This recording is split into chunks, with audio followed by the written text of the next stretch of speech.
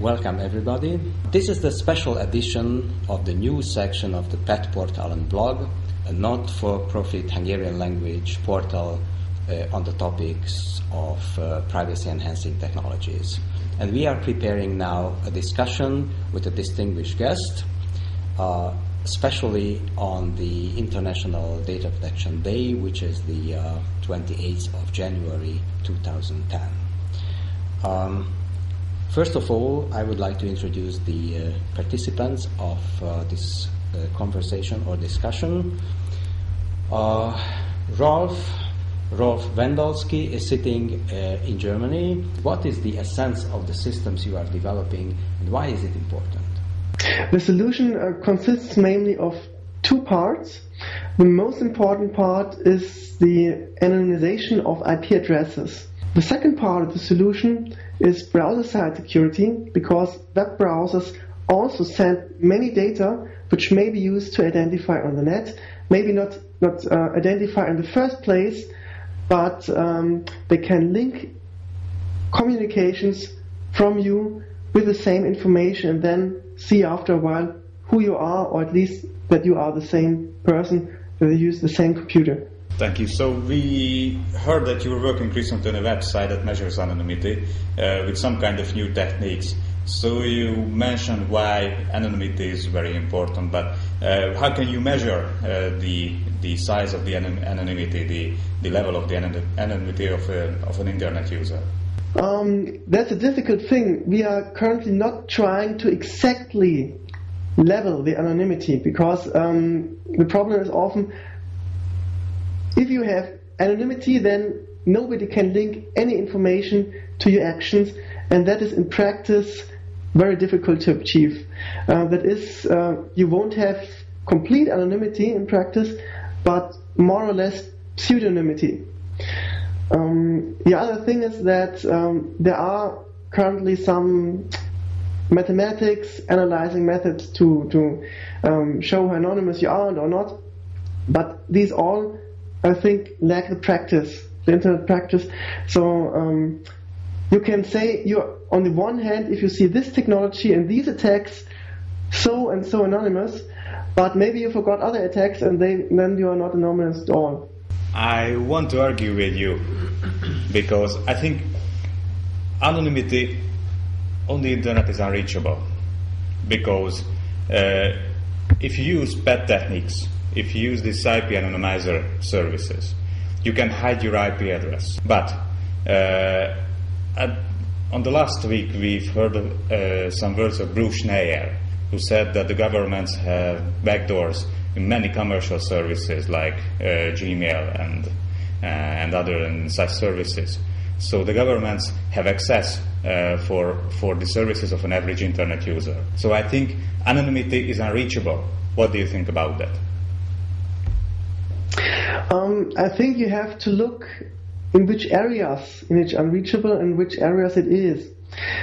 Of course, you cannot be completely anonymous. That is, hey, you stay maybe in your home, do nothing, and close the windows and something like that. It would be completely anonymous. Okay, but you're a social person, and as a social person, of course, you have to communicate. You have sometimes to give away your identity, but for me, anonymity is something that enables you to make some kind of identity management. Most companies think that identity management is nothing else than a good tool for themselves to manage the identities of the customers or the users. This is another view. Yes. I think we all are talking about user-centered or customer-centered identity management, and this is nothing else than the very theoretical notion of what we called, on the basis of the original German notion, the so-called informational self-determination. So we don't need to be anonymous if we don't want, but we would like to have some tools in our hands as users to manage our identity on the internet. I fully agree with you. You have not one identity, you have many identities.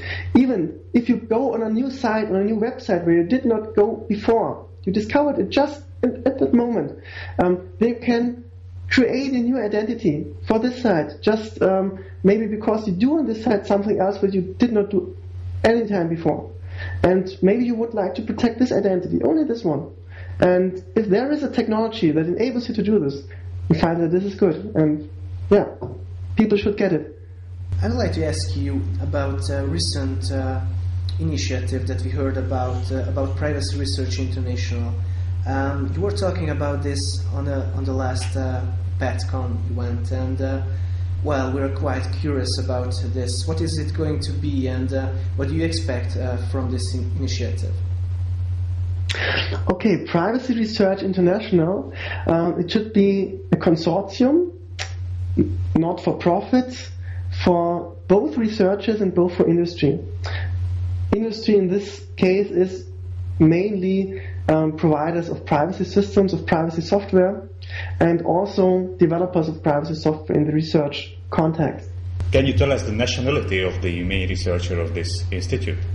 Currently we have some preliminary partners from US and from Germany, but the consortium still has not officially started. We have a charter in a wiki where people can work on.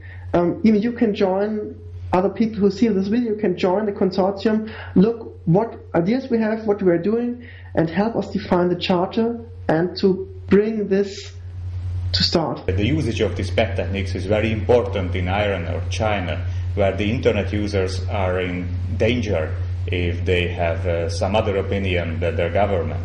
Honestly, we did not think about anti-censorship, which is what's maybe important for them as well, and for specific countries at the moment. But of course, I see this seems to be a very important part of this research, of this practical research, and maybe we should add to the charter. I would be glad if you just joined us, logged in, and put your idea into that, so that we can discuss it. And let me thank you to all of the participants of this discussion for your time. And the discussion itself, you were listening the special edition of the news section of the PET portal on the International Data Protection Day 2010. Goodbye. Thank you very much for the interview. It was a great thing to be with you. Bye.